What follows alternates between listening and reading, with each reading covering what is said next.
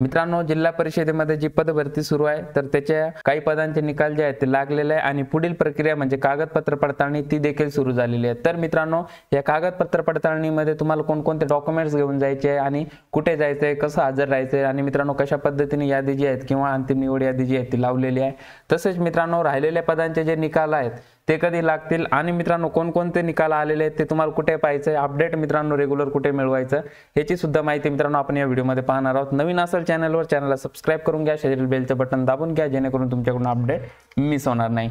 सोबतच मित्रांनो, तुम्ही आगामी परीक्षांसाठी तयारी करत असाल तर मित्रांनो तुम्ही इथे practice exam preparation app download करू शकता। तिथे मित्रांनो पुरवठा निरीक्षक, आदिवासी विकास विभाग भरती, त्याच्यानंतर मित्रांनो बाकी आरोग्य सेवक, ग्रामसेवक, आरोग्य सेविका, पर्यवेक्षिका यांचे पेपर बाकी आहेत, त्यांची देखील तयारी तुम्ही करू शकता जर तुम्ही फॉर्म भरला असेल तर। आणि मित्रांनो, पीडीएफ बँक मध्ये इथे तुम्हाला मागील वर्षाच्या सगळ्या प्रश्नपत्रिका जे आहेत ते फ्री मध्ये दिलेले आहे। फ्रीच्या फोल्डर मध्ये जायचा, इथे तुम्हाला सर्व मिळून जाईल। आणि सोबतच करंट अफेअर जे आहे मित्रांनो, डेलीच्या डेली इथे करंट अफेअर जे आहे ते येत असतं। इथे याच्यामध्ये सुद्धा एक फ्रीचा फोल्डर आहे, तिथे मित्रांनो करंट अफेअर तुम्ही मंथ वाईज जे आहे ते सोडवू शकतात। तर चला मित्रांनो, जिल्हा परिषदेचे जे अपडेट आलेले ते अपडेट संदर्भात आपण पाहूयात।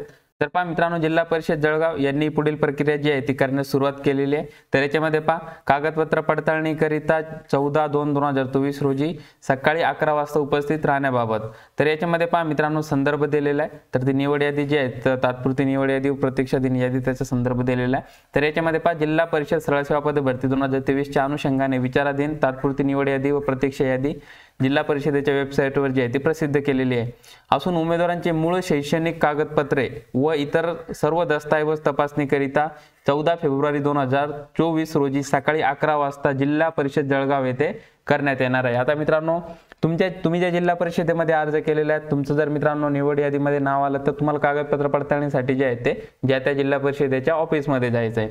इथे मित्रांनो ही कागदपत्र पडताळणी कधीपासून सुरू होत आहे म्हणजे कोणत्या दिवशी आहे तर 14 फेब्रुवारीला। तर मित्रांनो ही प्रक्रिया जी आहे ती लवकरात लवकर करून नियुक्ती आदेश काढण्याचे मित्रांनो इथे प्रोसेस जी आहे ती सुरू आहे। तरी आपण मूळ शैक्षणिक कागदपत्रे व इतर आवश्यक सर्व दस्तऐवज तसेच जाहिरातीत नमूद अनुक्रमांक 19 प्रमाणे आवश्यक कागदपत्रे व त्यांची एक प्रत साक्षांकित सह दिनांक 14/2 रोजी सकाळी 11 वाजता जिल्हा परिषद जळगाव येथे न चुकता उपस्थित राहावे। तर मित्रांनो, आता कागदपत्र कोणते घ्यायचे आहेत, ओरिजिनल डॉक्युमेंट तुम्हाला सोबत घ्यायचे आहे, ठीक आहे। त्याच्यानंतर मित्रांनो इथे एक सेट म्हटलेलं आहे त्यांच्या झेरॉक्सचं तुम्हाला काय करायचे, 2 सेट काढा, 2 सेट काढायचे आणि मित्रांनो त्याच्यातलं एक सेट जो आहे तो साक्षांकित करायचा म्हणजे सेल्फ अटेस्टेड करायचा आहे, ठीक आहे। अशा प्रकारे मित्रांनो ही कागदपत्र घेऊन तुम्ही जायचं आहे। आता मित्रांनो, जाहिरातीत सांगितल्याप्रमाणे जी कागदपत्र आहेत त्याची मित्रांनो लिस्ट जी आहे तुम्हाला आपल्या टेलिग्राम चॅनलला मिळून जाईल। तिथे मित्रांनो ती लिस्ट मी पाठवतो, तशा पद्धतीने तुम्ही कागदपत्र जे आहे ते सोबत जुळवायचे आहेत, त्यांचा मित्रांनो बंच करायचा आहे आणि तुम्ही याच्यासाठी उपस्थित राहायचं आहे, ठीक आहे। आता मित्रांनो हे सगळ्यांसाठीच तसं लागू असणार आहे। पुढे देखील आणखी मित्रांनो इतर जे पदांच्या परीक्षा झालेल्या आहेत तर मित्रांनो फार्मसी ऑफिसर असेल, सीई असेल, सगळ्या पदांसाठी मित्रांनो अशाच प्रकारची प्रक्रिया असणार आहे। त्याच्यामुळे मित्रांनो ही माहिती तुम्हाला असणं गरजेचं आहे। पुढे काय म्हटलंय, कागदपत्र दस्तऐवज पडताळणीकरिता गैरहजर राहिल्यास गैरहजर राहणाऱ्या उमेदवारांना निवड प्रक्रिया संबंधात कोणत्याही प्रकारचा दावा करता येणार नाही, हक्क सांगता येणार नाही आणि ते निवड प्रक्रियेतून बाहेर होतील।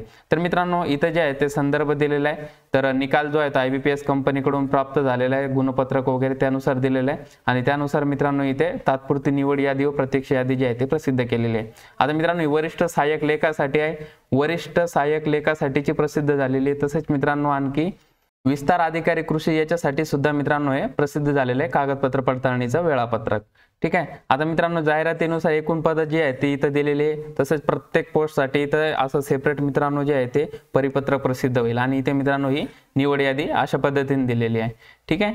ही निवड यादी दिलेली आहे। त्याच्यानंतर मित्रांनो हे बघा 3 पदांसाठी याच्यातून मित्रांनो एखादा उमेदवार जर पात्र नाही ठरला तर यापैकी मित्रांनो ही जी प्रत्यक्ष यादी आहे त्याच्यातून एक उमेदवार जो आहे ते इथे घेतला जाईल अशा प्रकारे। यानंतर मित्रांनो ही कागदपत्र पडताळणी झाल्यानंतर उमेदवारांच्या पदासाठी आवश्यक कागदपत्र पडताळणीचे अधीन सदर तात्पुरती यादी प्रसिद्ध करण्यात येत असून कागदपत्र पडताळणीनंतर अंतिम निवड यादी व प्रत्यक्ष यादी जिल्हा परिषदेच्या वेबसाईटवर प्रसिद्ध करण्यात येईल। म्हणजे कागदपत्र पडताळणी झाल्यानंतर फायनल सिलेक्शन लिस्ट जी आहे म्हणजे त्या विद्यार्थ्यांचं सिलेक्शन झालं आणि त्यांना नियुक्ती आदेश जे आहे ते मिळतील अशी यादी जी आहे ती प्रसिद्ध करण्यात येईल कागदपत्र पडताळणी झाल्यानंतर।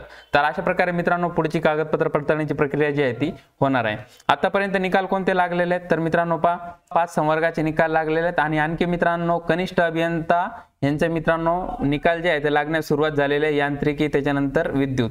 तर रायगडचा मित्रांनो लागलेला आहे। आणखी मित्रांनो 2 निकाल जे आहेत ते लागलेले आहे, ज्युनियर इंजिनियर कनिष्ठ अभियंता विद्युत इलेक्ट्रिकलचे मित्रांनो 2 निकाल लागलेले आहेत, झेडपी साताराचा आणि झेडपी लातूरचा, असे 2 निकाल लागलेले आहे। आज मित्रांनो ते बाकीचे निकाल जे आहेत ते येणं अपेक्षित आहे आणि मित्रांनो एक पुढील 2-4 दिवसामध्ये जे आहे ते सगळे निकाल येतील असं मित्रांनो जिल्हा परिषदेकडून समजत आहे। त्याच्यामुळे मित्रांनो तुम्ही जिल्हा परिषदेचे निकाल अपडेटसाठी काय करायचं, आपलं टेलिग्राम चॅनल आहे, टेलिग्राम चॅनल जॉईन करून घ्या। इथून तुम्हाला वेळोवेळी अपडेट जे आहे ते मिळत राहील आणि नाही तिथून मित्रांनो तुम्हाला जॉईन करणे शक्य नसेल तर युट्यूबवर देखील मित्रांनो त्याचा अपडेट जे आहे तुम्हाला मिळत राहील किंवा मित्रांनो आपले व्हॉट्सअप ग्रुप सुद्धा आहे, व्हॉट्सअप ग्रुप सुद्धा तुम्ही जॉईन करू शकता। कुठेही मित्रांनो तुम्ही जॉईन करू शकतात, काही हरकत नाही, तिथून तुम्हाला जे आहे ते अपडेट मिळत राहतील, म्हणजे मित्रांनो तुम्हाला वेळ निकाल जो आहे तुमचा पाहता येईल, ठीक आहे। आणि मित्रांनो जी राहिलेली पदं आहेत आरोग्य सेवक, आरोग्य सेविका, ग्रामसेवक, त्याच्यानंतर पर्यवेक्षिका, तर या पदांचे मित्रांनो पेपर कधी होतील, त्यांच्या परीक्षा का रखडल्या आहेत आणि मित्रांनो परीक्षा कधीपर्यंत होतील तर त्याची माहिती मित्रांनो आपण मागील व्हिडिओमध्ये पाहिलेली, तो व्हिडिओ मित्रांनो तुम्ही इथे क्लिक करून जो तो पाहू शकतात। तर चला मित्रांनो हा व्हिडिओ जास्तीत जास्त तुमच्या मित्रांपर्यंत शेअर करा। तर मित्रांनो या संदर्भात तुम्हाला काही अडचण असेल कागदपत्र पडताळणी संदर्भात किंवा मित्रांनो पुढील निकालाच्या अपडेट संदर्भात तर खाली कमेंटमध्ये मित्रांनो नक्की कळवा। या व्हिडिओला मित्रांनो लाईक करा, चॅनलला अजून सबस्क्राईब केलं नसेल तर सबस्क्राईब सुद्धा करून घ्या। चला धन्यवाद, थांबतोय, बाय ऑल ऑफ यू।